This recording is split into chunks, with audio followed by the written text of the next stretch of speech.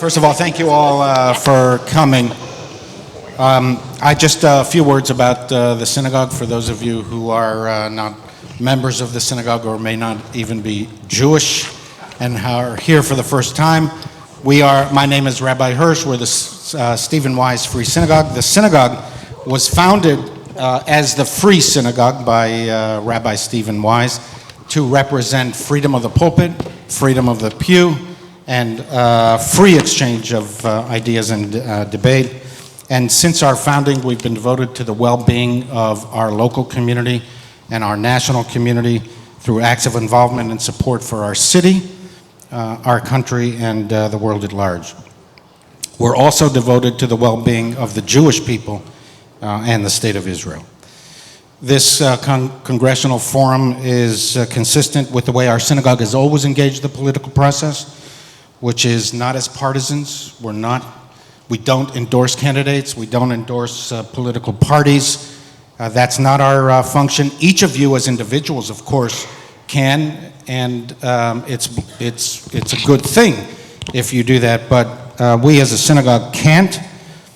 The synagogue considers itself a moral agent to the community at large, and we are concerned with the welfare of the nation and the city. And since policies represent communal morality, and since in free societies politics is the way we determine policies, the synagogue does engage the political process because we are very concerned about the morality of policies because they reflect collective morality of society.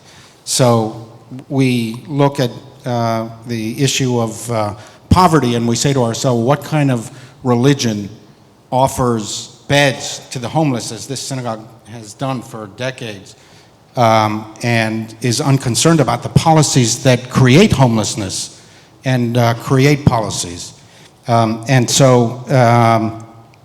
the same thing with respect to the Jewish community, that, you know, if we express solidarity with the Jewish community, what kind of religious institution would care about the Jewish community in the United States and world Jewry without being concerned about the policies that effectuate that connection and the policies of our country.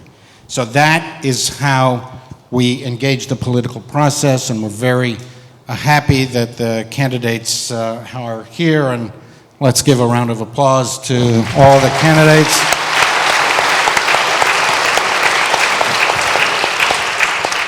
Now, just a couple of brief comments before we begin. I'm very grateful that all of you are here, and that, of course, the Jewish community is concerned about all of the issues that everybody else is concerned about. At the same time, I want to spend as much time as we can. We'll spend as much time as possible on the general issues, but I also want to raise issues that are of specific and unique concern to the Jewish community that we think in other forums that you've participated in maybe don't get as much exposure, and we'd like for you to attend to that. Just for our audience here, we've been in touch with the campaigns for many weeks. All of them confirmed their participation here several times over the period. Everybody has met our criteria, which were certification for the Democratic primary ballot in New York Congressional District 12, and at least one of the following: raised $500,000 or more in outside contributions, and demonstrated 5% or greater first place voter, or 5% or greater first place votes in an independent poll conducted by a news organization. Just a comment, it was confirmed to us yesterday by the Boris campaign that Mr. Boris had a scheduling conflict, and that's the reason that he's not here now. Just a few words about the ground rules before we begin. We said that I would ask questions. Thank you for all of you who submitted questions. We're obviously not going to be able to get to all the questions, but they were very informative, and we tried to reflect as much of your feedback as we could in the questions that I'll ask. Each of the candidates will have 90 seconds to respond. Isaiah, who's sitting here in the front row, will raise a sign when you're getting to 10 seconds before. We're not going to stick to every last second, but you know, as you go over the time limit, we'll gradually, alas, reduce the mics. And we're seated here in alphabetical order. I'll ask the first question of going down the list, so not everybody will, and not the same person will answer the first question in that sequence. We may have rebuttals at my discretion for 30 seconds or so. In particular, if somebody mentions another candidate, we'll give the opportunity to respond. And we expect about 75 minutes, so we expect to finish at about 8:15. And I do know that there are many members of the media here. Feel free to approach us afterwards, and the candidates will stay and answer your questions. So, Mr. Conway, here's my question for everybody. Who are you? Why are you running? What is your platform? And why should voters vote for you? Thank you, Rabbi, and thank you for having us here tonight, and thank you all for coming. My name's George Conway, and I'm a lawyer by trade. I came to New York in 1988 and started at a law firm in Midtown Manhattan, Wachtell, Lipton, Rosen, and Katz, and I spent 30 years there. And I never thought I would run for public office, let alone as a Democrat, because as you all probably know, I was a Republican for many years. And you may have heard of somebody in my family who was also a Republican. And the reason, you know, I should be off somewhere not doing this. I never thought I'd run. It was something, I thought it would be insane to run, but it's the moment. It's something drove me to speak out. And what drove me to speak out really was, it wasn't about policy anymore. And what the rabbi's remarks, I think, really captured best. It was about morality. And I came to the conclusion that the biggest crisis faced by our country today is a moral crisis and not a policy crisis. And I've been speaking out against Donald Trump for basically now 8 years, 9 years. I can't even count anymore. And I don't think we've done enough to stand up to him. And that's why I'm running. I don't think, obviously the Republicans are shameless, but I don't even think Democrats have done enough to stand up to him. And we need to do more, because we can't survive 33 more months, 32 more months. 33 more months with what we've seen over the last 14, 15. And that's why I'm running. Thank you, Rabbi, and to everyone here. I'm Micah Lasher. I'm a born and raised Upper West Sider. I've worked in all 3 levels of government, as an aide to Congressman Nadler, who I'm now running to succeed, to Mike Bloomberg at City Hall, as Chief of Staff in the State Attorney General's office, as Policy Director for Governor Hochul, and as a member of the State Assembly, where I've been the legislature's leader in using all of the tools we have to protect New Yorkers and our rights and our liberties from the assault of the Trump administration. And thank you. And I believe that that is the job that we are all running for. Across a wide swath of issues, how do we protect New Yorkers from the challenges and trampling of the rule of law that is going on as we speak? And how do we improve the material conditions of people's lives for the long term? That has been my life's work. This seat has a long history of sending people to Washington who can punch above their weight, and I know how to do the work of change. On a deeper level, why I'm running is in no small part because of my upbringing on the Upper West Side in the Jewish tradition. I was a student at Rhoda Sholem Day School, lifelong congregants there. My kids, 2 out of 3 have been bar mitzvahed there now. We got 1 more on the way. And that is a tradition that informs my sense of social justice, my commitment to making this society a stronger, better place, and I do that work every day in public service. Mr. Schlossberg. Hey everybody, my name is Jack Schlossberg, born and raised on the Upper East Side, went to school on the Upper West Side. I live in Chelsea now. Our campaign slogan is "Believe in Something Again." I think this city, this district, we have the UN, we have Stephen Wise Synagogue, we have Central Park, we have Lincoln Center. The whole world starts counting time every New Year's Eve from Times Square in the heart of this district. Our past is defined by generations of Americans who believed in government. They believed politics was a noble profession. Right now, we can't believe anything that comes out of the president's mouth. We can't believe his action figure cabinets who walk up to Capitol Hill and lie to our faces. We're at war, we don't know what's going on. We can't really believe in our leaders. I'm running because I'll never stop believing in politics. I'll never, ever stop believing in politics as a way to solve problems. Our campaign has released specific policy ideas to help New Yorkers address the issues that they tell us are the most important to them: doubling security for houses of worship, allowing people to deduct their rent from their taxes, making Trump pay for the permanent perimeter around Trump Tower. I believe in our country. I believe in this city. The Bill of Rights was signed in Manhattan. This city is turning 400 years old. America is turning 250 years old this year. And we have an opportunity now to send a message about what that history means and what our future is going to hold. I've got two grandfathers, both president, one president of the US, the other president of his temple uptown. I come from an interfaith household. Faith is very important to me, and I just want to thank this institution and all of you and my fellow candidates for being here. Thank you.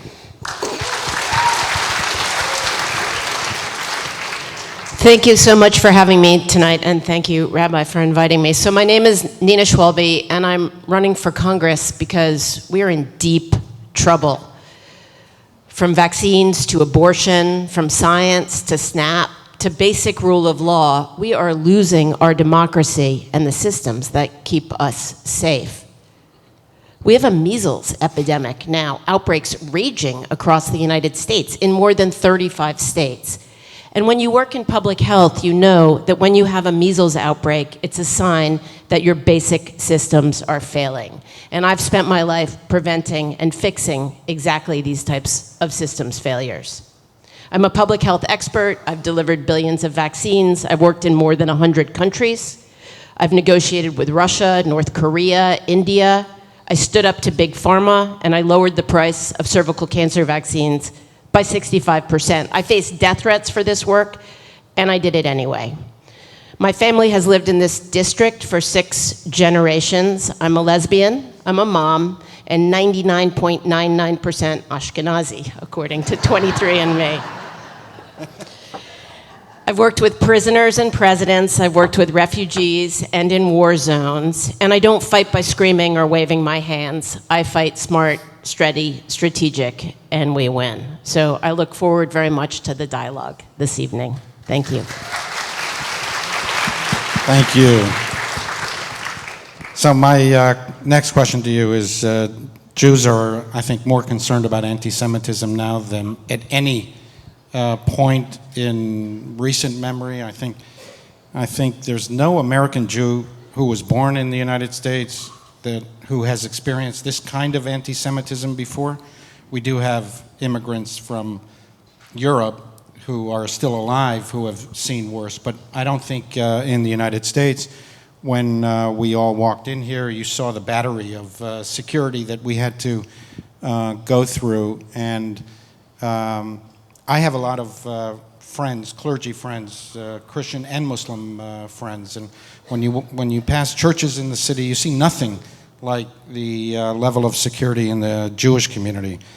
My question to you is this normal? Do you think we've normalized anti-Semitism? Is this America? Is this how we want to be? And what would you do in Congress to improve the situation and make things better? So, Mr. Lasher, you're first. I do think we've normalized anti-Semitism. It is a terrible thing for the health of our society generally, and of course the safety of Jews in our society.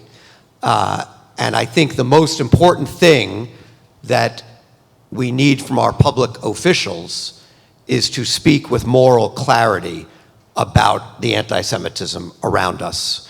And Rabbi, you've been an extraordinary leader on that, and it's one of the things that I have tried to do as a public official, both speak and act with moral clarity. I'm the sponsor of legislation to, right now, I'm fighting in Albany to pass a state law to establish buffer zones around houses of worship and protect our college campuses, but I think that we need to call it out everywhere we see it. And I would observe that we of course, we need to provide ample funding for our institutions to deal with the safety challenges that are presented, but the underlying issue is Jew hatred. And it is as old as Jews, but it is more proliferate now in American society than it has been certainly in my lifetime. And I would, one other observation, there's an essay that I think is very powerful on this topic by Shaul Kellner, who observes that our focus in the educational realm on the Holocaust as the central exemplar of anti-Semitism has in certain ways done us a collective disservice because it has narrowed our understanding of what anti-Semitism is. And anti-Semitism is a broad othering of Jews and a broad scapegoating of Jews. That takes many forms. It takes the form of rabid hostility to the state of Israel, the one Jewish state we have in the world. And we need to have a much broader understanding and conversation about anti-Semitism in its many forms.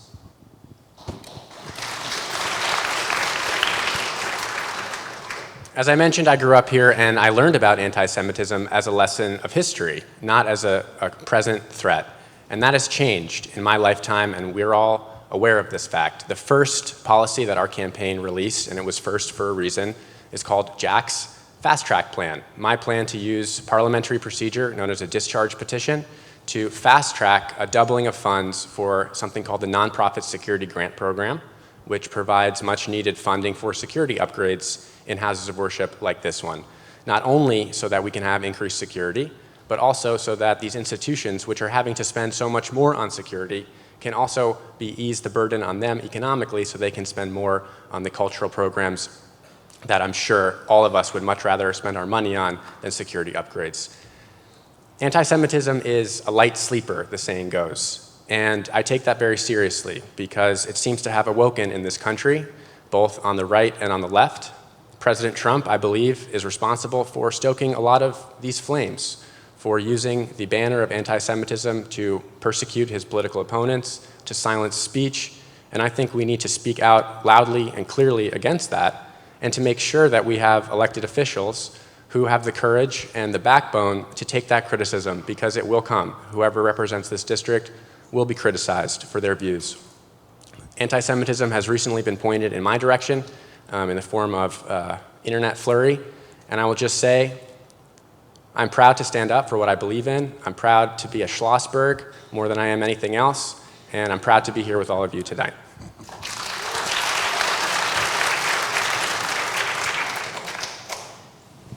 A little over a year ago, I was in Australia giving lectures in Sydney and in Melbourne, and my friends in Sydney were talking to me about the incredible rise of anti-Semitism and how they were having trouble convincing others. And I think we saw at Bondi Beach just how bad that is. We've also seen it in London, Colorado. So it is a US problem, and it is a global problem. And unfortunately, it's a problem which is being exacerbated and fueled by our current president, who is trying to conflate the actions of Israel with the feelings and the people, the Jewish people. He's trying to conflate freedom of speech with freedom of hate speech, and so much more. We need to restore the Department of Justice and the Department of Justice within the Department of Education. That is a major blow, because when we have anti-Semitic acts and other hate crimes, there's really nowhere to go now for anybody that will do anything. I also think we need to invest strongly in peace and understanding processes. One of the other parts of why I think there is this conflation is we've essentially gotten rid of our diplomatic corps and the ways that we used to talk to people. I want to say that something happened in New York the other day that surprised me. My son was coming up to visit him, and well, maybe I'll tell this story since it's stopped. Sorry, thank you. I follow the rules. I'm a rule follower. I'll follow up with another question. You'll just have momentarily. it's another moral issue. It's a moral issue of our time that people show lack of respect to one another, and it's been encouraged absolutely by our president. And it's incredibly disturbing. We don't have a Justice Department that can stand up against racism and anti-Semitism and all sorts of hatred anymore. But really the problem ultimately comes down to morality. It comes down to speaking out for justice. It comes out, as Micah said, it comes down to speaking about it and telling the truth. And I think one of the things we're seeing is this politicization of like bringing international issues down to the local level so that it inflames people on the streets of cities like New York that have problems that don't relate to what is going on halfway around the world. And that's just proof of what it is. It's a proof about hatred. It's selecting Israel out as the one bad actor in a world that is full of many, many worse bad actors. We have this fixation among many people in this city, including possibly the mayor, about this one international conflict above all. And it's an important international conflict, to be sure, but it shouldn't be something that is used to divide our city and the American people.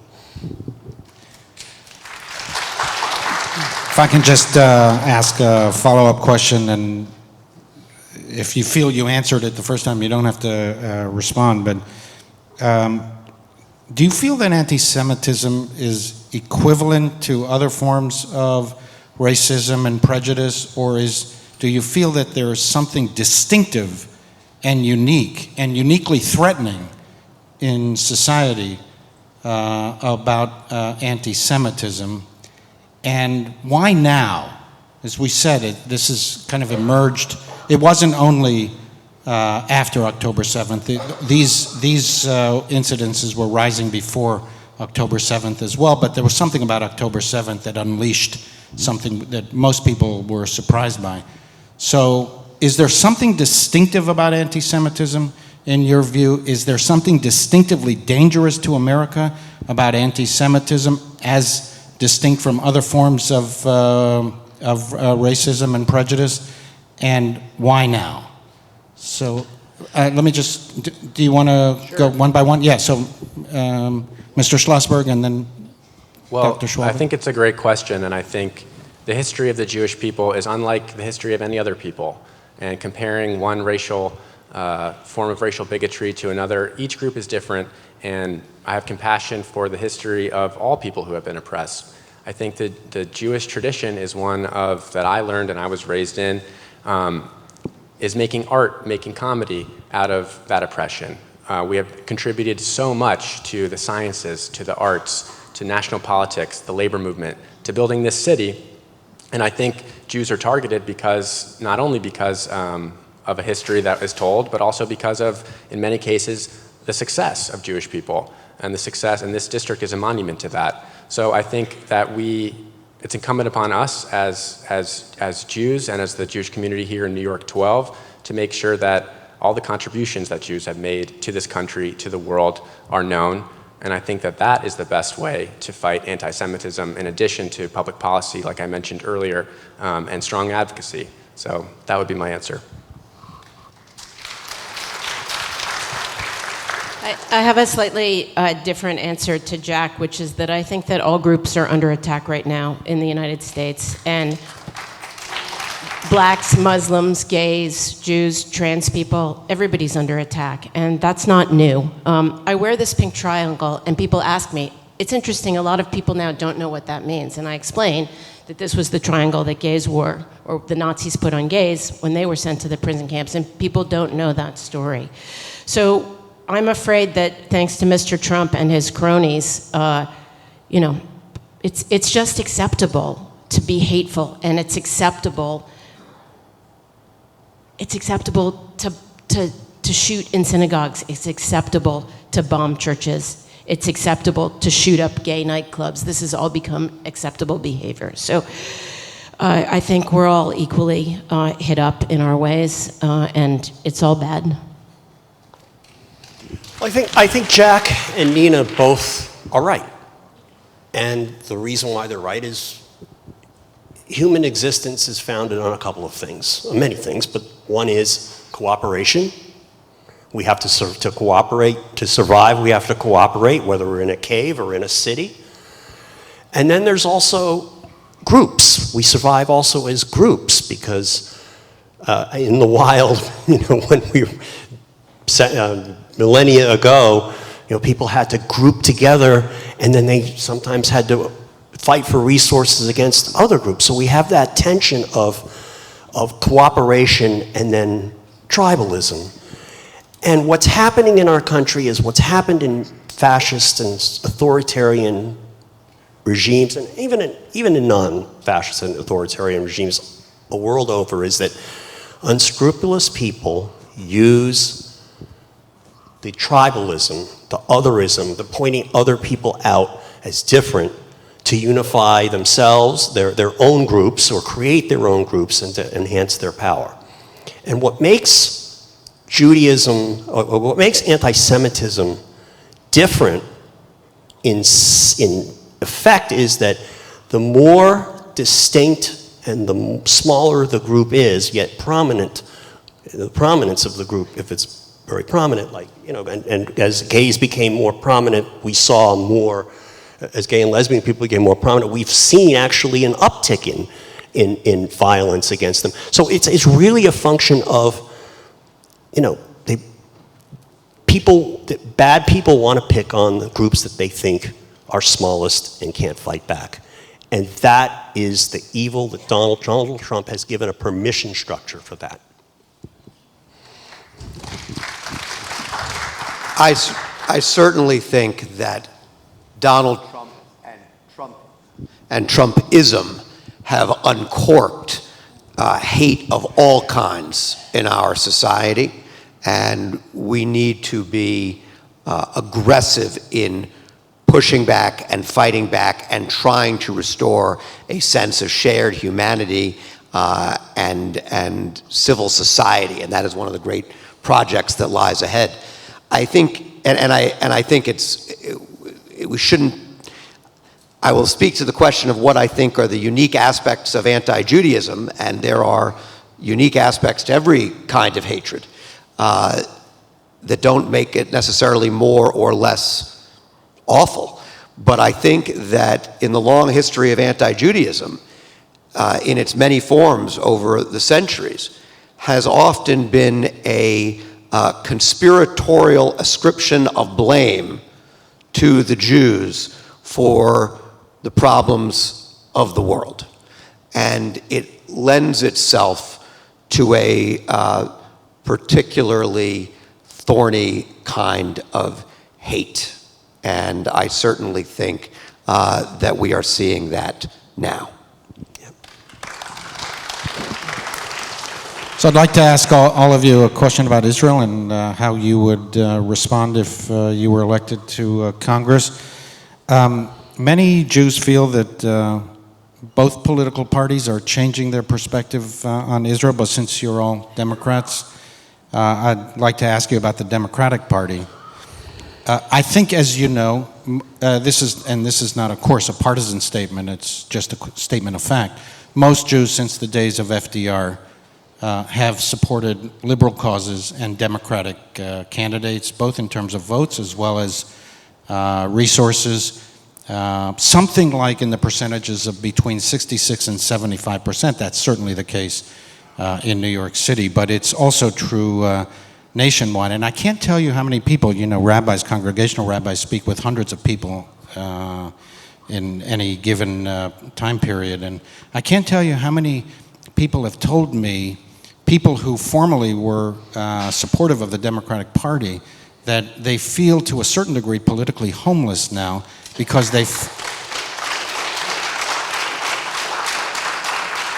feel that the Democratic Party is leaving them behind and perhaps trading progressive support for Jewish support. That's simply in terms of the rhetoric that politicians speak and in terms of the actions in Congress, that there is a deference now to progressive forces in the Democratic Party that are more hostile to Israel and Jewish concerns than before. So my question to you is, do you think that the Democratic Party has in fact moved away from its historic support of Israel? According to recent polls, the majority of the party actually has negative views on Israel. And if you were in Congress, would you have voted for the bill that was recently introduced by Senator Sanders, where 40 Democrats voted to limit arms to Israel? Dr. Schwalbe. I mean, just to come out with it, I'm definitely with those so-called progressives. I would have voted for the Block the Bombs Act. I would vote for strict adherence to the Leahy laws. And I believe that the state of Israel can buy its own weapons, and those bills don't preclude that.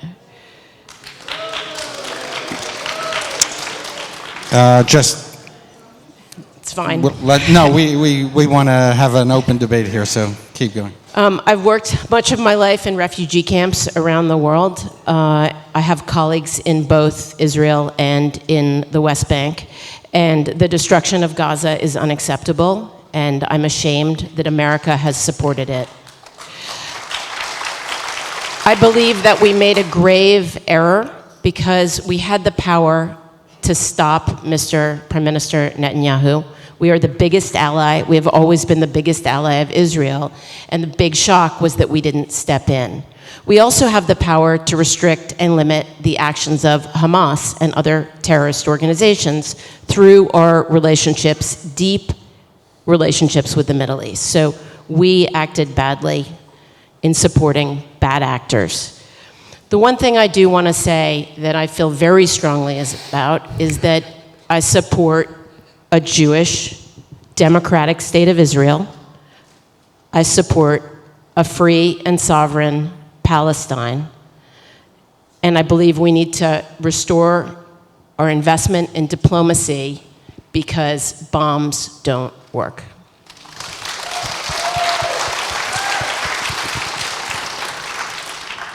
I don't support withholding aid from Israel.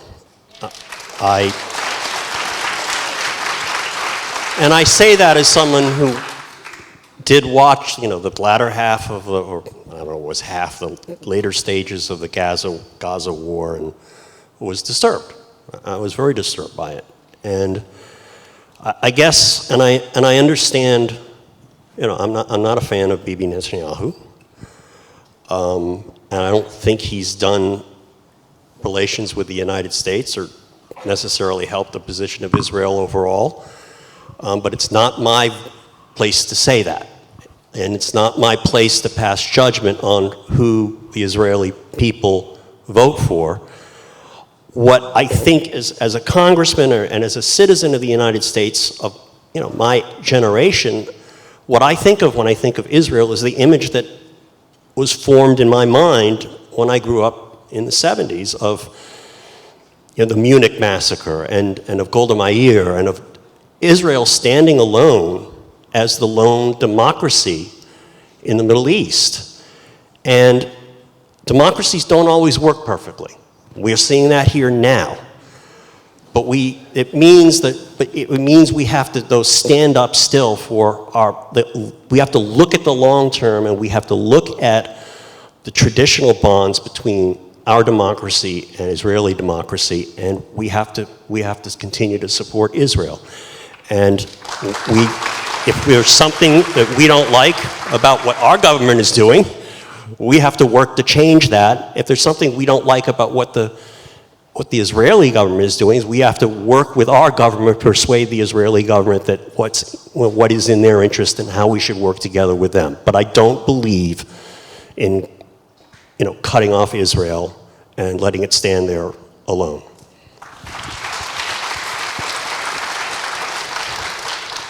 I grew up in a household where the idea that you could deeply care about the safety and security of Israel as a Jewish state and at the same time be concerned about the plight of the Palestinian people that those two ideas were not mutually exclusive, and that non-mutual exclusivity was not only not a radical idea, it was entirely an unremarkable idea.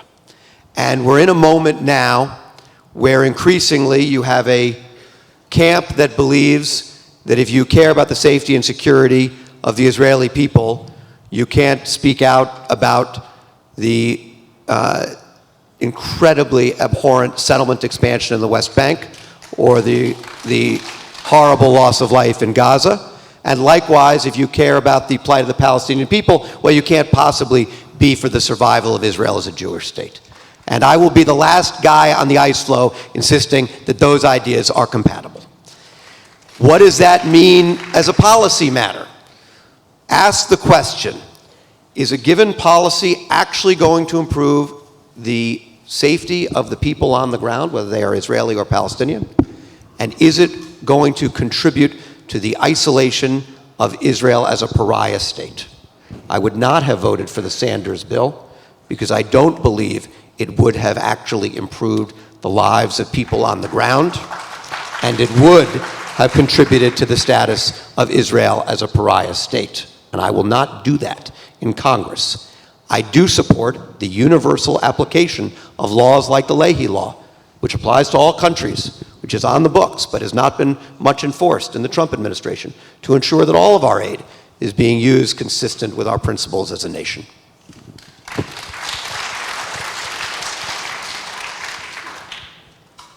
I believe we need leaders right now who can speak with nuance, who can speak to what Mr. Lasher is talking about how you can, two things can be mutually exclusive or not. And we can choose to elevate our discourse, elevate our dialogue, and contribute our own perspective to these very difficult questions of war and peace. If elected, we would be in charge of some of the most important questions facing our country.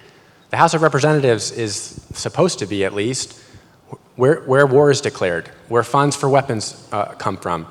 It's the most important body in our branch of government. I would have voted with the 85% of Democrats to block those funds to Israel, and I'll tell you why. We're talking as if we didn't just launch a full-scale war in the Middle East against Iran. We did. We just launched a full-scale war against Iran. And I've been opposed to that war since day one, not because I have any sympathy for the Iranian government, not because I don't think that they are a threat or a sponsor of terrorism around the world, but because I don't believe that President Trump's plan, which was no plan, to go to war without any strategic objectives or way to achieve them was going to increase the security of Americans here in New York and around our country or of the state of Israel. And I think opposing that war means opposing all funding for that war. And I can't understand how we can continue funding this war, which we basically just lost in the Middle East. And I think we do need to be able to say we support the state of Israel, its right to exist, its right to defend itself. I am unwavering in my support of the Iron Dome. We need to make sure that we protect civilians in Israel and the 600,000 Americans who live there. And I don't think that we should have to hold ourselves to these extreme bumper sticker slogans. You're either all in or you're not. We need to have leaders who can express nuanced concerns. And I would put myself in the camp that Nina put herself in as a progressive on this issue, and one that is also willing to stand up to the more extreme factions in the progressive movement who want to see Israel not exist. And I think that we need to have progressive leaders who can do both at the same time.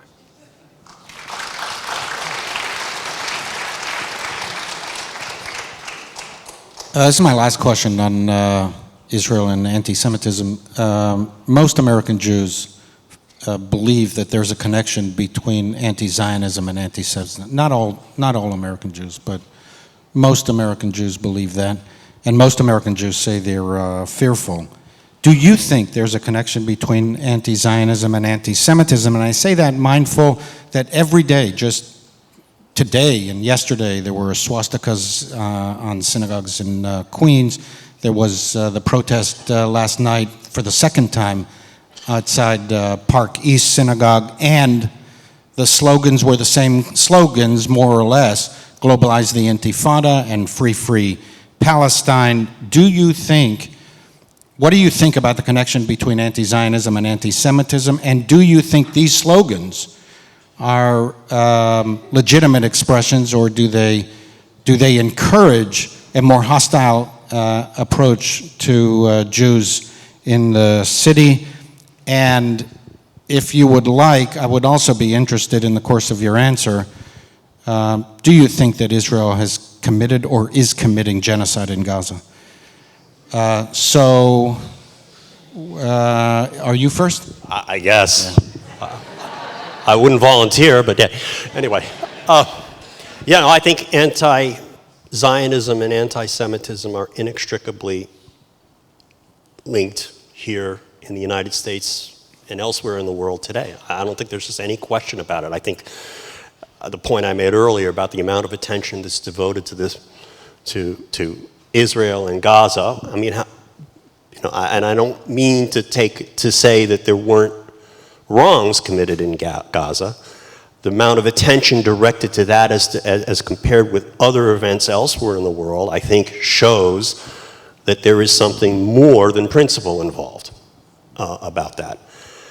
So I do think they're inextricably intertwined. I don't think that all criticism of Israel is anti-Semitic, far from that. I think there are legitimate reasons to criticize the conduct of the statecraft of almost any state.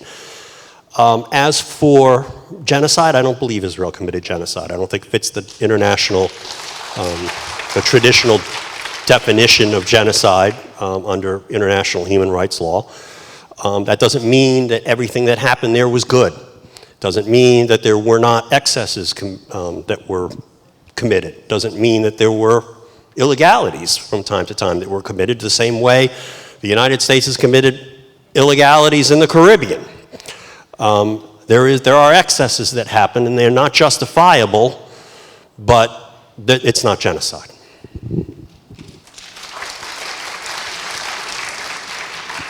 I think there is a very real connection between anti-Zionism and anti-Semitism. They are not precisely the same thing, but often when you see one, you see the other. And I think that there is plenty to criticize about the Israeli government. I think Bibi and Smotrich and Ben-Gvir have driven the country in many respects and the politics of it off the rails. And we have to be able to speak about that without holding Israel to a double standard, without creating a climate of rabid hostility that leads to violence, which is what we have seen outside of Park East Synagogue. It's why I introduced in November legislation, as I mentioned, to create fixed buffer zones around synagogues. And at the end of the day, if of all of the countries of the world, all of the many countries that have official religions, this one place that is the size of New Jersey, that's the one place we've got, if that's not acceptable, if that place can't exist, there's something more going on than a reasoned critique of an extremist government. And I would also say, Jewish tradition tells us that every life is a universe unto itself. And I think it's important to hold that in our hearts for a lot of lives that have been lost in Israel on October 7th and tens of thousands in Gaza. And I think there's a lot to unite people of goodwill around in mourning that loss, in asking or believing, as I do, that war went on well beyond what the objectives of the Israeli government reasonably were. And I think it is the fixation on definitional debates that divide people of goodwill are not helpful, and I'm not going to engage in it. I would say in general, if you could learn one thing about me from tonight, it's that I reject the bumper sticker slogans of the politics of this moment, where it's all or nothing. You are either extremely with somebody or you are extremely against somebody. And I think that we are guilty of this on the left just as much as they are on the right. And it troubles me because our party, the Democratic Party, is responsible for the Civil Rights Act. We are responsible for standing up to oppression around the world. we are responsible for organized labor, and the very protections and values that make us progressive democratic people and make this city a beacon of progressive values is that we are able to parse nuance, that we are able to understand that you can support Israel's right to exist very strongly. You can be a proud Jew, and you can also be critical of the Netanyahu government, and you can also say that what is going on there are atrocities that do not represent a proportional response, and that they have gone above and beyond. And I think that that is true, and we need to be very clear about that, as I feel strongly about that, because I don't want anti-Semitism and anti-Zionism to be so closely linked. I don't want people to be assuming that because I am Jewish, that I hold a whole host of values and set of principles that I don't. And that is exactly what is happening in our politics. I have witnessed it myself. And I think it is very unfortunate, and that's exactly why I think I would be a great representative here, because we should have somebody who is capable of exciting young people, who is able to talk about policy with nuance, who has a great, who can bring people into the party, and that doesn't mean that just fits you into one category as an extreme left socialist person. That there should be more than one model for that, and I think that I can represent that and parse the nuance in a way, because that's the only way forward, because I'm most interested in one label, and that is peace. With a very serious question. I mean, it's so complicated to be a Jew in New York. I grew up, my mother was Jewish and converted to Christianity, and I grew up in both faiths. The other day, my son was coming up to visit me, and somebody yelled at him, "Effing Zionist, go back to effing Israel." He's a kid. And on the Green Market, when I was canvassing, another woman yelled at me and said, "Are you an anti-Zionist?" And I said, no, I support a Jewish and democratic state of Israel. And I realized that her aggression towards me, or she was quite aggressive, was because I do believe in the UN system. I've spent much of my life working for it. I was the chief of health for UNICEF. I worked for the United Nations High Commissioner for Refugees. And I believe in the International Criminal Court and the International Court of Justice. So I am not an expert on a lot of things, but I do follow the rulings of the UN. And so that does put me in the camp of saying that I believe that the evidence from the ICC, or not yet from the ICC, but from the ICJ and from the UN commissions, is evidence of genocide.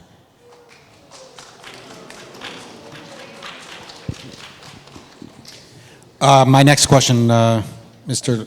Do you want to rebut? Not rebut. Can I just add one? Add one thing. Just, I think this question of the relationship between anti-Zionism and anti-Semitism, and one of the arguments that is made is somebody who identifies as an anti-Zionist Jew says, well, here I am, and therefore anti-Zionism can't be anti-Semitism. And the thing that I would just say is that for, I think, most Jews, and I'll speak for myself, Zionism is not incidental to my Judaism. My belief in the importance of a state of Israel, my connection to the state of Israel, is not an idea that I came to separate and apart from my religious and ancestral identity. And so when, on a college campus, they say, no Zionists here, that doesn't just mean we're not interested in having people who believe in the state of Israel.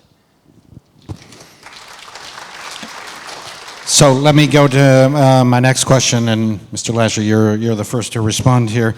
And Mr. Schlossberg, you mentioned this in one of your responses. What's your view of the Iran war?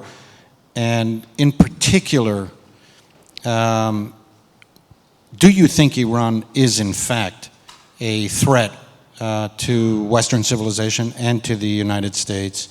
And if you don't support what has been launched in the last 50 days or so, how would you deal with Iran moving forward if you believe Iran is a threat? So I believe this was a reckless war. Jack, I have to correct something you said in other contexts. I have said that since day one. And I think that idea has been borne out by a war that has cost lives and a lot of money, and has perhaps resulted in the entrenchment of the regime. And we've demonstrated that we can't get the enriched uranium, and we've shown that the Iranians have a lot of control over the strait, and we may return to the negotiating table in a weaker position than we started. I shed no tears for the demise of the Ayatollah. I do think the regime is a threat. I would happily see the regime fall. I would be concerned that Iran would turn into a failed state. And I believe that the Trump administration had absolutely no idea how to achieve its goals there.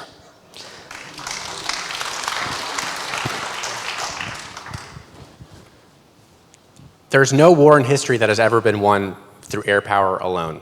We know this as Americans. We studied Vietnam. We understand the Iraq War and the lessons it taught us, and we're seeing it happen again, and I can't believe my eyes. I can't believe what the president tells me. I can't believe what his cabinet officials say, and it's really a dangerous situation. And I say that because I do think Iran is a threat. I say this and I oppose the war in Iran because I do think that they are a state sponsor of terrorism that we cannot afford to ignore. And I say this and I say it with strong conviction because if we don't get the answer right and create a failed state, then as Colin Powell said about Iraq, you break it, you own it. This is our mess to clean up. And it's going to take us no less than probably the rest of our lives to fix the damage that President Trump has done in the Middle East and here at home. I don't think we can afford to waste another moment deciding whether or not Iran is a worthy adversary. We all know that it is. It's whether what we just did is going to make us any safer or advance the goals of this country. And I would argue that there is no way to argue that it has.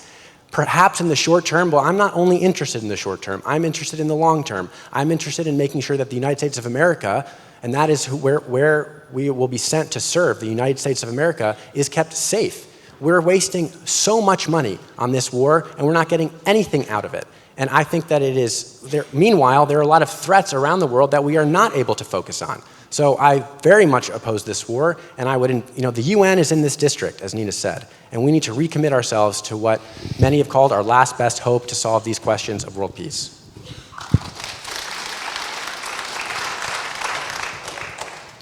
Yeah, I strongly oppose the war in Iran.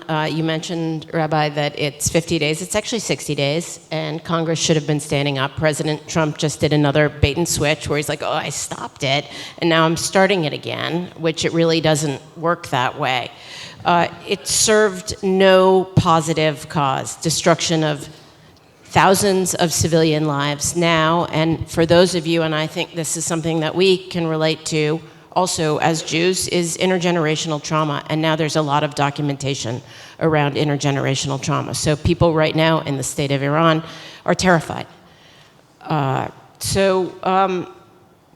This issue is really about an unaccountable president, and a president who just does whatever he wants. And Congress hasn't stood up to him in any way. And I think the 60 days is a perfect example. We should be calling him to account. Now is the time to call for impeachment of this president. Well, needless to say, I agree with what Nina just said.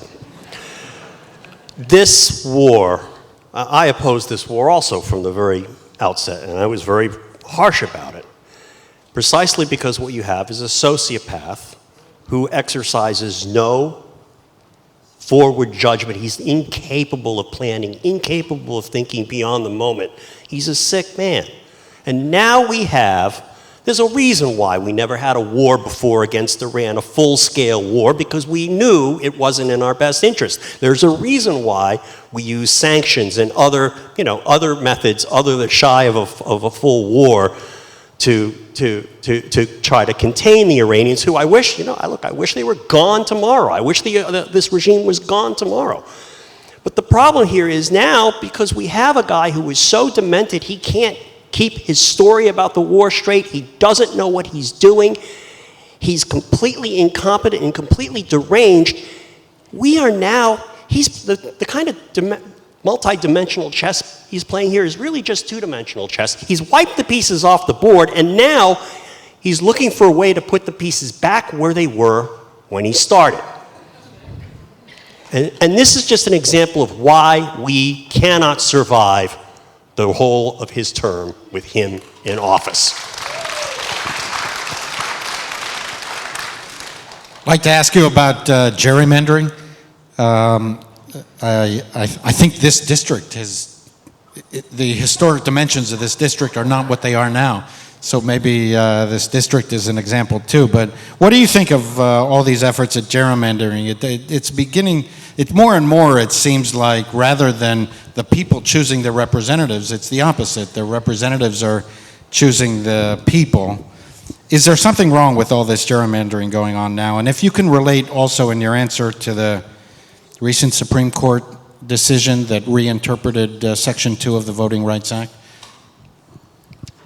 So we need to have a uniform rule in this country against partisan and racial gerrymandering. And the way that we can do that is by passing the John Lewis Voting Rights Act and mandate independent redistricting across the country. Because right now we're in a race to the bottom. And I think in cases where in California and in Virginia the people voted on it, I gotta respect the will of the people in those states. And I think that we're at a time right now where we can't afford to fight with our hands tied behind our back. That being said, I don't think this is a good path that we're going down. And I think that in New York State, of all places, we need to make sure that we protect the right to vote as we hold up the banner of democracy as a party and claim that President Trump is a threat to it, that we make sure that we are doing what we can to make sure that people are not being disfranchised here in New York or anywhere around the country. I'm not sure what I possibly could have said, but anyway, I do believe that we need to get to a place in this country through legislation of independent, nonpartisan districting. Thank you.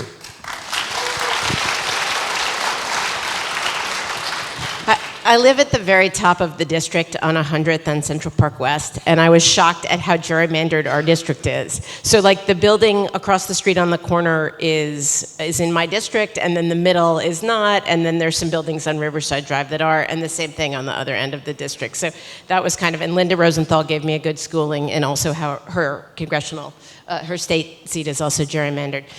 I mean, the two things together are pretty terrifying, both the Supreme Court ruling and also the President's Voter Suppression Act, both of which are going to have devastating consequences on black and brown people in the United States.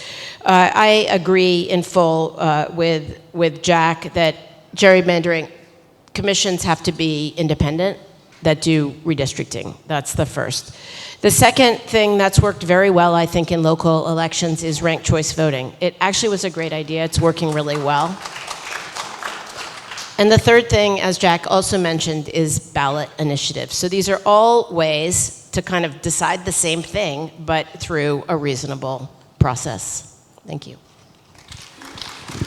I absolutely agree. We have to abolish both racial and political gerrymandering. It's a Pandora's box that we're now in the middle of trying to find our way out of, and it's going to require some kind of legislation that will put an end to it permanently. That said, I think the Democrats have been absolutely right in fighting fire with fire, and again, and redistricting in states to make up for the redistricting done at the behest of President Trump. But we need to get to a better place, and the better place is independent, nonpartisan, and non-racially based drawing of districts. It's too bad they can't all be squares like this one, but you can't have everything. We absolutely need to pass a national ban on partisan gerrymandering. Just this week, I put out a detailed plan for a post-Trump legal reconstruction about how we rebuild our democracy and the laws that these guys have trampled all over, and the Freedom to Vote Act and the John Lewis Voting Rights Advancement Act and a national ban on partisan gerrymandering at the top of that list. But I am the Assembly sponsor of a constitutional amendment to allow New York to engage in a mid-decade redistricting, and let me tell you why. Because we are in an arms race on redistricting. And if blue states sit on the sidelines while states like Texas gerrymander their congressional lines to the hilt, we will lose the competition for the control of Congress. Yes, it is important for every district to have free and fair elections, but it is even more important that the question of what party controls Congress is an open question that the voters get to decide. And if we sit on the sidelines while this arms race is raging, we will cease to have competition for control of Parliament, of Congress. You know, they have elections for Parliament in Russia. And once you lose control of that, it is very hard to claw it back. So I am working intensely right now to allow New York to fight fire with fire, because that is what we need to do. And when I get to Congress, I will fight equally hard to pass a national ban on partisan gerrymandering. I'd like to ask you a question about the rise of political violence in the country. As you know, at the White House Correspondents' Dinner, there was an attempt to, I guess, assassinate President Trump, maybe others in the room as well. And he's been the target of previous assassinations as well, as have been numerous members of Congress. And we have this kind of Luigi Mangione effect that people kind of romanticize this kind of political violence. What are you seeing on the campaign trail? Are you fearful personally for your families? Have you received any threats? And why is it happening now? And we've always had political violence in this country, but do you feel that it's more intense now? And if so, why is that the case?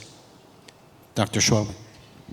I think for black and brown members of our community, there's always been intense violence against them and their rights. So I'd like to answer your question very specifically to me, and I'm glad you framed it that way.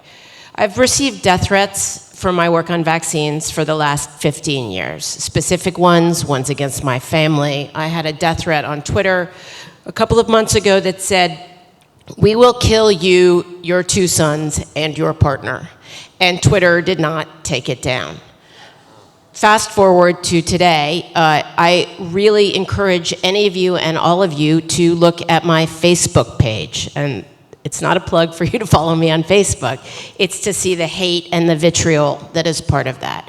I get comments on my looks, I get misgendered, I have multiple posts, have swastikas on them, so it's out of control. And when we've gone to the social media companies and asked them to pull it, they just do nothing. In terms of canvassing, the team and I have 2 team members in the room, we decided that it is not safe for me to canvass on my own anymore because of the hate that I get. The hate from the left, the hate from the right. I get hate because of my position on Israel from members of the community. I get a lot of hate around vaccines.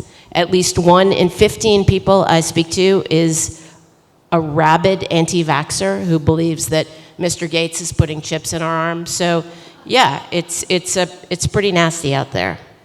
On the flip side, I've spoken to thousands of wonderful people who want to see change and a better world.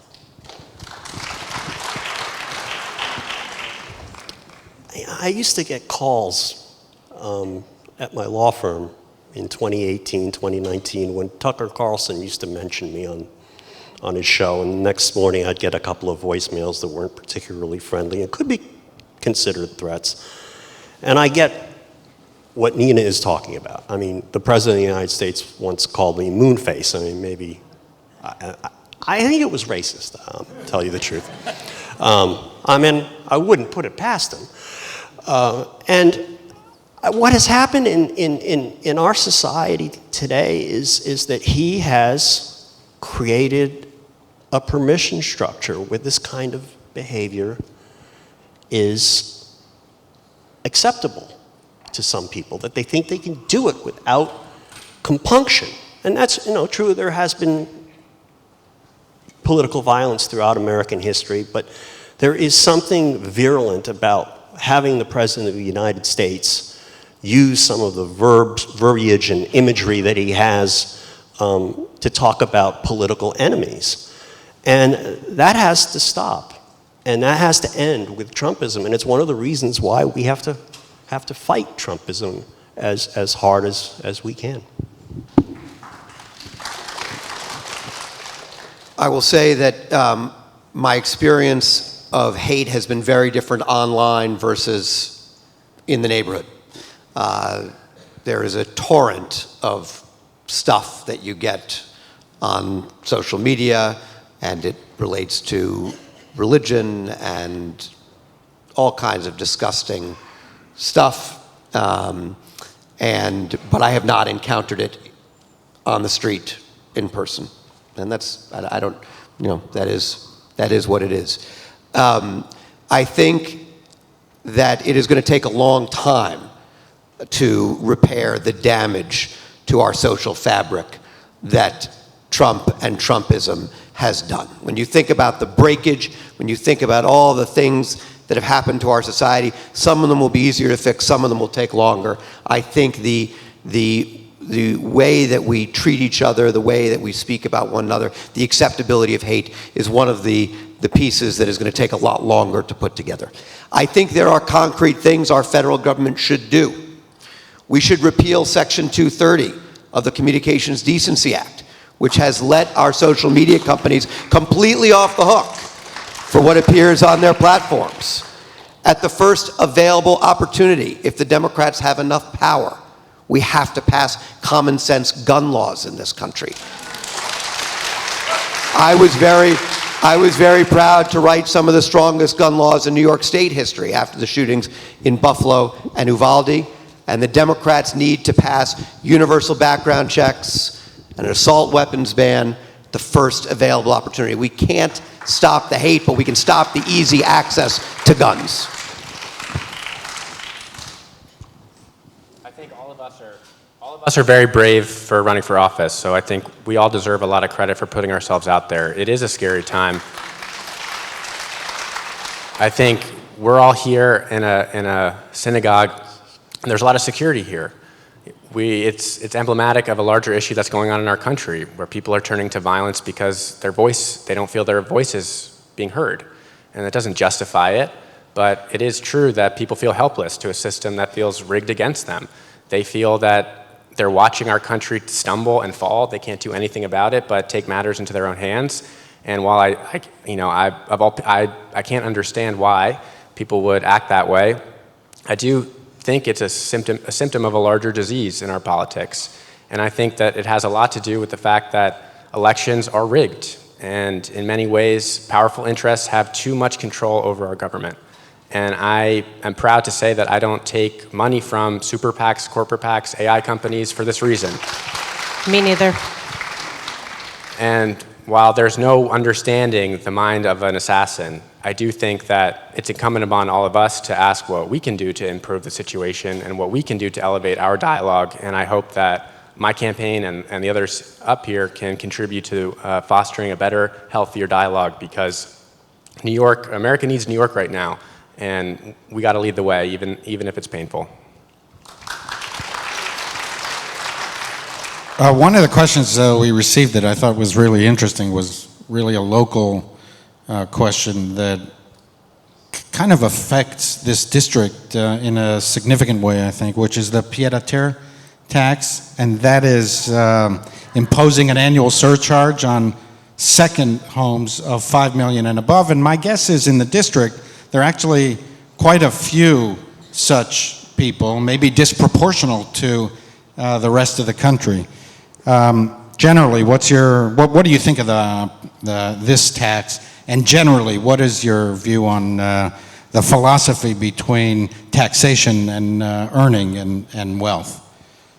I think you're next. Yeah. No, I get the need to try to figure out places to get more revenue. The pied-à-terre tax, maybe the third home. I think. I mean, I think that I think no. What I'm saying is that there are people who have places outside the city, and they come in and they have, and they may not have spent $5 million on the apartment when they got it, but they held it for a long time. I think there is a way to tax some of that.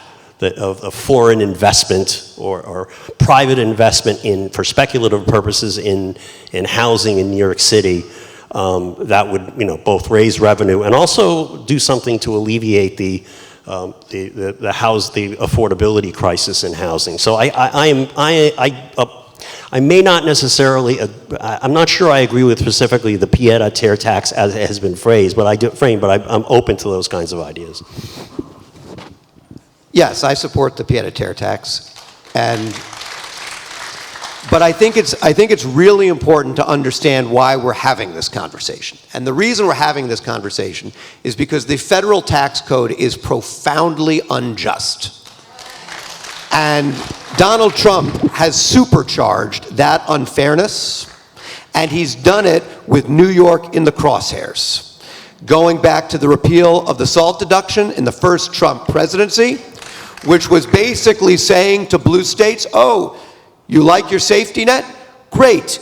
We're going to make you choose between your liberal values and your tax base. And we're going to punish states that had expansive safety nets. That's what the SALT tax repeal was, and that's why we need to bring it back. And OB3, biggest wealth transfer in my lifetime. And we have an income tax code that we've had a total transformation of how wealth is generated in this country twice in my lifetime. From W-2 income to capital gains, and from capital gains to buy, borrow, die, where no one has any reportable income. And now you have the wealthiest people in our society having a true tax rate of less than 1%. And that relates to the fundamental failure of our federal government to create a tax code that is fair and that feels fair to the American people. And we here in New York are left struggling, trying to figure out how to fix this. Well, we're never going to be able to fix it in New York. We need to fix it in Washington, and I will fight to do that if I'm elected. City and our country are facing a budget crisis. There's really only two options when you're in a budget hole. That's increase revenues or cut spending. The pied-à-terre tax I also support. I will be honest, though, it doesn't raise all too much revenue. I think it's a good start. I've come up with plans that would actually increase the city's budget by $300 million by making President Trump pay for the permanent perimeter around Trump Tower. And I've called for giving a piece. It's called Jack's Board of Peace. We're going to give a piece of that $300 million to teachers, to give every teacher in New York City a raise. We'll help pay for the mayor's free buses by giving $100 million to transit and $100 million to cops so we can have overtime in our subways. I also agree. Wealth inequality in this country is an economic security matter, and it's a ticking time bomb. We have more billionaires. They're the fastest growing minority group in our country. And that's why I think that it's incumbent upon all of us to say that the tax code is unfair and to put our money where our mouth is and to not have a super PAC funded by a billionaire, which I do not. Because I think when you go to Congress, you will be answering the phone call of the person who sent you there in terms of finances. Our campaign's average contribution, under $30. We have contributions from 65,000 people across the country from all 50 states. It's a grassroots political movement.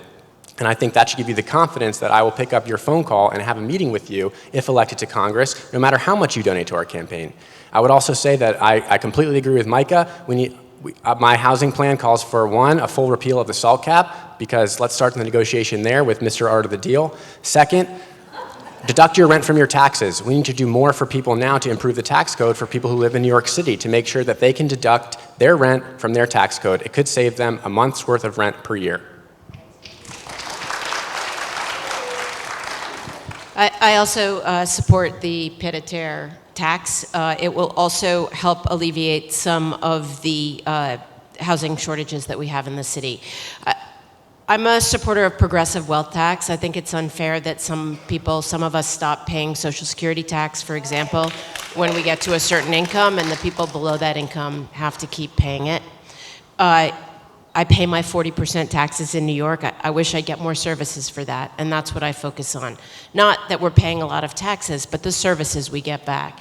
And now I'd like to focus on 3 of those services that we're losing, and that is Medicare, Medicaid, and the Affordable Care Act.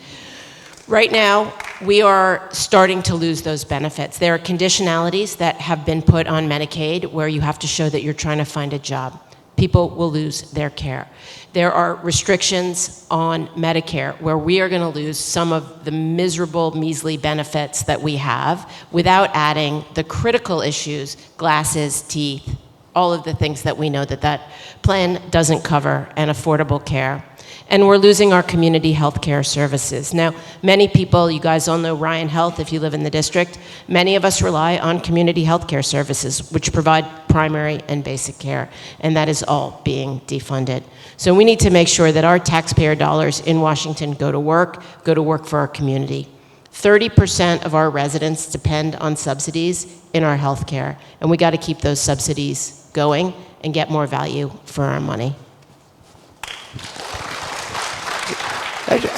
This is a question for Jack. It's been on my mind. I love the Board of Peace idea. It struck me after our last forum that $300 million seemed like a lot of money. And I went online to try to figure out where that number came from. And I couldn't find it. And I called folks at the NYPD and asked about it. And they observed that that would be 6% of the NYPD's non-OTPS budget. And they said that, to the best of their knowledge, the costs were a fraction of that. So I was just curious where the number came from. Oh, I'm so happy you asked. Thank you so much.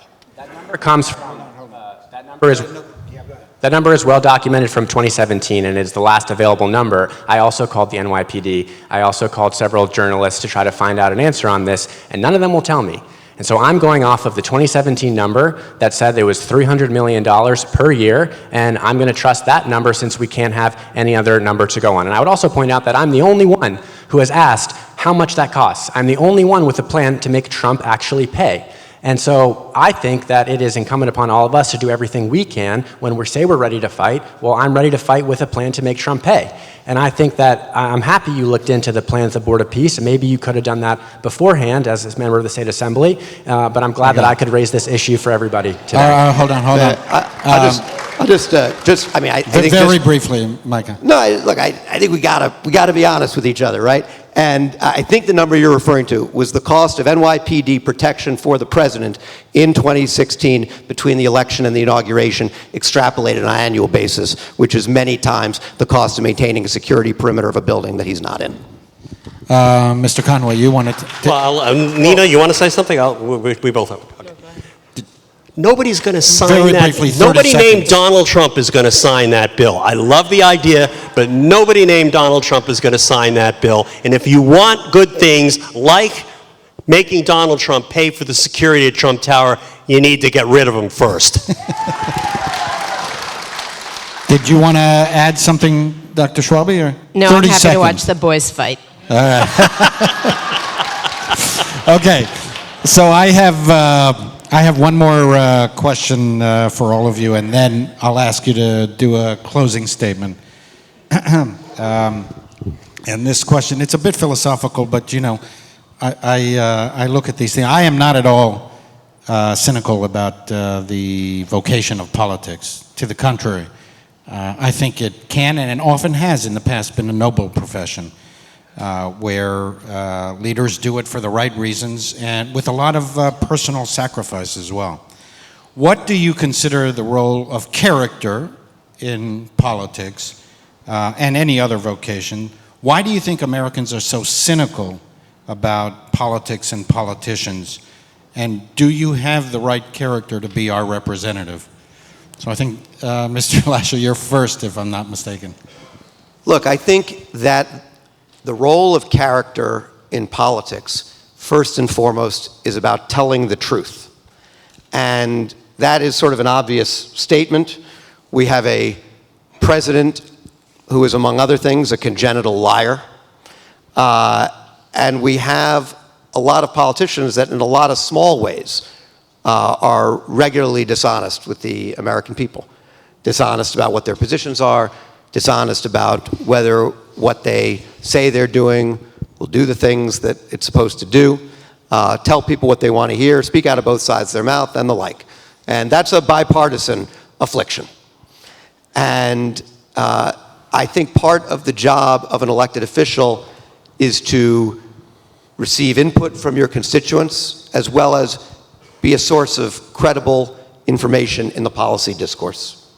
And I think in all my time in public life, both as an appointed official and as an elected official, I've always been someone who's willing to tell people uncomfortable truths. And I think that's an important qualification for this office. Our campaign slogan, as I said before, is believe in something again. If I had to pick one reason that people don't believe in politics right now, it's the fact that billionaires and ultra-wealthy corporations can buy elections. Since Citizens United came down in 2010, election costs have tripled, excuse me. Billionaires used to make up 0% of total election spending. Now they make up 20%. I think an uncomfortable truth here is that your campaign, Mr. Lasher, spends nearly $1 million a week, your super PAC campaign funded by a billionaire, and I don't understand how that is a source of integrity when you say that you intend to represent the people of this district. I think that the people of this district deserve a lot better than to have their voice diluted by unchecked amount of spending in the form of TV ads, mailers. Our campaign does not do that. We do not have a super PAC. We do not take money from corporations, and I think that that is how we can restore credibility and trust in our representatives and in the Democratic Party, not by sucking up to mega donors, but by meeting people where they are in their community and listening to the concerns that they have.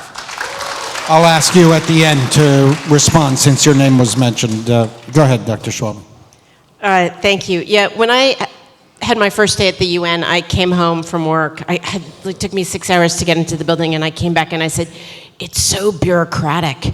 And my family was like, of course it is. It's the UN.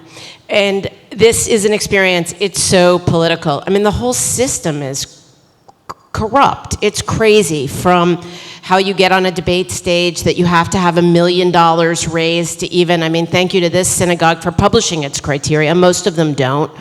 The Democratic clubs where you go in and you already know you get 2 minutes or 3 minutes or 4 minutes to talk to these clubs and you already know who they're going to vote for. The system of political endorsements where politicians won't even talk to you. I can't tell you, I can list on one hand the politicians from our district who actually took a meeting with me to talk to me about my campaign before deciding who they'd endorse. And then there's the money issue. You can spend as much money as you want on your own campaign if you're wealthy, or as much PAC money can come into your campaign. I am proud to say that we are polling fifth, and we have spent $350,000. We have 1,000 individual donations, and that is 1/10 of what these guys have spent. Jack, I didn't look at your campaign numbers recently, but with these guys and their PACs. So we need to reform that system. I mean, Citizens United was the end of democracy, and that is something we have to change.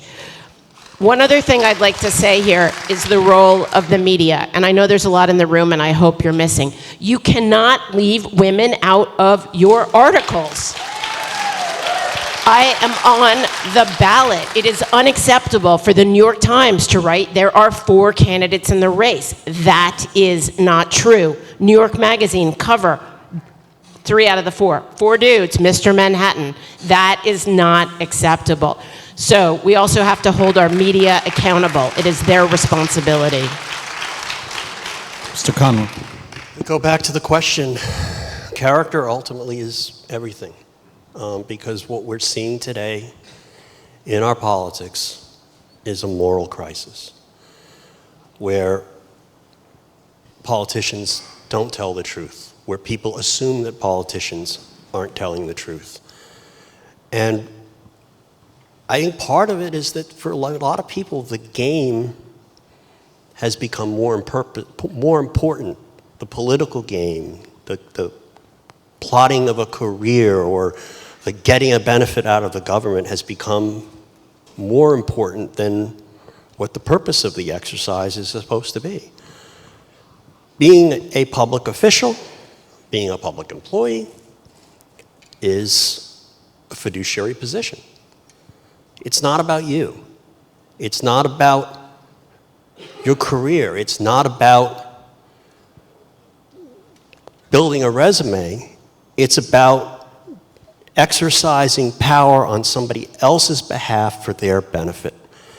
And the worst thing that has happened over the past 10 years with the rise of Trumpism, not that the world was perfect before then, it wasn't, is just the naked corruption that we see, where people are just, where the president He takes an oath, the most sacred oath you could take in political life, to preserve, protect, defend the Constitution of the United States. And he violates that oath every minute of every day and lies about it. And we have to make an example of him. We have to show why he's morally unfit to lead this great country. We have to set an example by removing him, by showing the world we can do that we expect more of our public officials than what we have now, which is essentially a man who just shows no respect for anything at all other than his own ego and wealth. Mr. Lasher, you were mentioned by Mr. Schlossberg. Do you want 30 seconds to respond? Look, Jack, I agree with you that the scourge of money in our politics is one of the most corrosive, corrupting forces that we face. Neither you or I are clean on this. Not a day goes by I don't get an email from a super PAC fundraising on your behalf, sometimes in the very emails. It decries the role of super PACs in this election. I can forward them to you after if you're pleading ignorance. But I think the difference, the greater difference, frankly, and I appreciate the slogan, believe in something again. I've been believing in the power of government to improve people's lives for 2 decades. I've been working at it every day. And I have done it because I believe that work is important. It's more important now than ever at a time when public service has been denigrated. Your family has an extraordinary legacy of public service. I was raised on that legacy. I have campaign literature and campaign posters and photographs of your relatives hanging in my apartment. But I've been doing the work for 20 years because the work of change is still work, and I know how to do that work. I would just like to say, we were talking about character, and I would love if you sent me the super PAC that I didn't know about, because having a super PAC is a big deal, and we don't have one unless maybe your campaign set one up just for this line in this debate, which I wouldn't put it past you. So I've also contributed myself to. I've worked in politics since I was in middle school. I have a law degree, a business degree from Harvard. I worked at the State Department. I worked on the Biden and Harris campaigns. And I think my resume, my record speaks for itself. I do not have experience collecting endorsements and backroom deals in Albany. I have experience listening to the people that I intend to serve. All right, listen, we got to... I don't mean to belabor the point, but it's a factual matter. Here's an email that was sent on Monday, May 4th at 8:45 p.m., ostensibly from Jack Schlossberg. What sets me apart in this race? No super PAC money, no corporate PAC money, and no APAC money, and the like. And at the bottom, paid for by Resist, Reclaim, Rebuild PAC, and not authorized by any candidate or candidate committee, 1331 Florida Avenue, Northwest, Washington, D.C., 2009. And I've got a dozen of these. All right, listen. Mr. Schlossberg, I'm giving you the first word on the last comment anyway, so you can comment on anything you want. I just want each of us to take 90 seconds and give a final statement. Oh, well, thank you. Once again, I do not have a super PAC. I have not invited that kind of money into this race. I've earned the nickname No PAC Jack for a reason. I'm very, very confident in that you all trust me on this. I have no reason to lie about it. If I did have a super PAC, then it would probably have a bunch of money running TV ads, but you haven't seen those. I'm running for Congress because I believe in politics. I'm running for Congress. People ask me why, because I want to pass laws. Why else would we run for Congress? I don't want to be doing this to pile up debating points. I don't want to go to Washington to do anything other than pass laws to help the people who live in this district. And I believe that we need to become more persuasive as a party for young people, for the people who are not just young at age, but young at heart. And I think that we are this is our last chance that we're ever going to get to stop Donald Trump. And if we can't shake things up and do things differently now, after what we've seen, after the fact that our party has been kicked out of all 3 branches of government, if we don't take a message right now that the old ways don't work, that business as usual is not acceptable, and that we need to turn over the page on this awful chapter in American history, that we need to try something new. And I think I represent a new generation, new ideas, and thank you all very much for being here.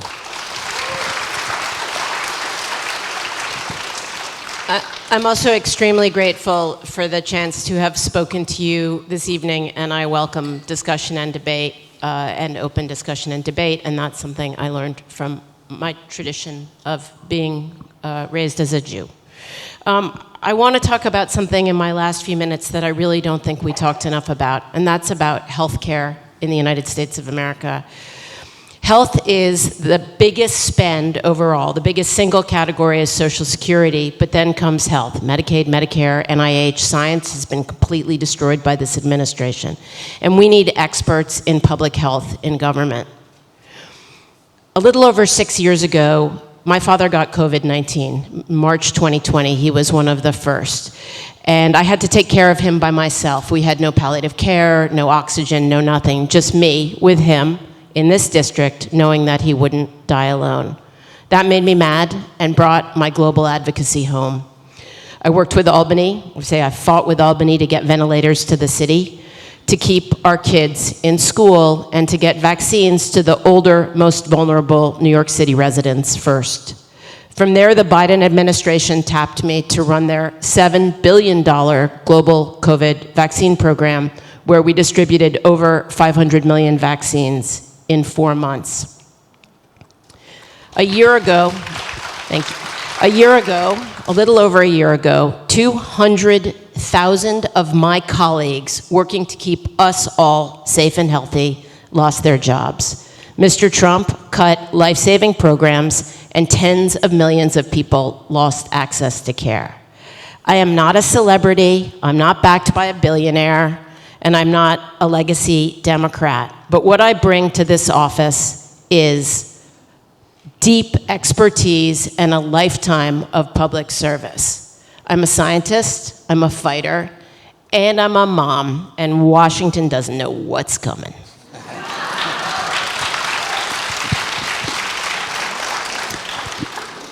What I bring to this race is that I was a practicing litigator for 30 years. I conducted investigations. I've fought in court. I argued in front of the Supreme Court. I've used some of that legal skill to fight Trump, rhetorically, and helping E. Jean Carroll a little bit. And that's what we need today. I agree with Jack. We need to pass laws. I agree with Nina. We need to pass laws to make health care more affordable. But right now, who is going to sign those laws? Who is going to sign those laws? A man who's more concerned about making crypto deals for his family and about having an arch for his behalf and renaming Penn Station for himself? I don't think so. Maybe we could trick them by saying it's a crypto deal, or telling them that Vladimir Putin told them to sign the great bill that we would all draft together if you put us in a room long enough that we could write one. And even if he did sign that bill and you tricked him into doing it, is he going to apply the law? The man who basically tried to shut down the Department of Education without statutory mandate, who's been enjoined thousands of times by federal district courts for doing illegal things. The framers gave us an answer to a criminal like Donald Trump. It's in Article 1. It's impeachment and removal. And if we can't do that here, then we might as well give up on the Constitution. And that's the reason why I'm running for office. That's the reason why I'm running for Congress. Because we need right now, more than we need legislating, because we can't do legislating with Donald Trump, real legislating with Donald Trump in place. We need somebody to make the case against him and to prosecute him and to prosecute that case on the floor of the Senate. Thank you.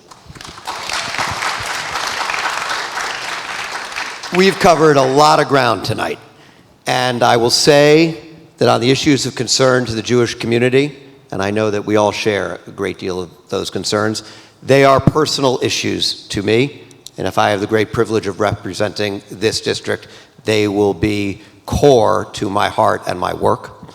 And as we discussed, I think my record of using legislative power to fight back against the Trump administration on a broad array of issues, because we are fighting a multi-front war, separates me from this field. But at the end of the day, the most fundamental way the Democratic Party is failing to meet this moment is we aren't laying out an affirmative agenda that gives people reason to believe in our party and believe in government. And I think about the questions about whether my kids are going to be able to, I've got a 15-year-old, a 13-year-old, 10-year-old. Are they going to be able to get a job? Are they going to be able to afford a home in this city or anywhere? Are they going to be able to get through the first year of parenting without getting crushed by the costs? And the Democratic Party needs a forward-looking agenda focused on reducing housing costs, on reducing child care costs, massively investing more in child care assistance, fixing our broken health care system, increasing a minimum wage that's been stuck at $7.25 an hour since 2009. No one can live on it. It's an exemplar of the failure of government to attend to people's needs. So we have an existential fight in front of us to arrest the breakage of the Trump administration and begin putting the pieces back together. But we have to do that at the same time as we start delivering for the American people and making it possible for them to have legitimate, credible hope in the future. Thank you very much. So this has been terrific. Thank you all for coming. Thank you to the candidates. For those of you who are registered as Democrats, the primary is June 23rd, right? June 23rd. And I say to all the candidates, the traditional Jewish blessing, may you go from strength to strength.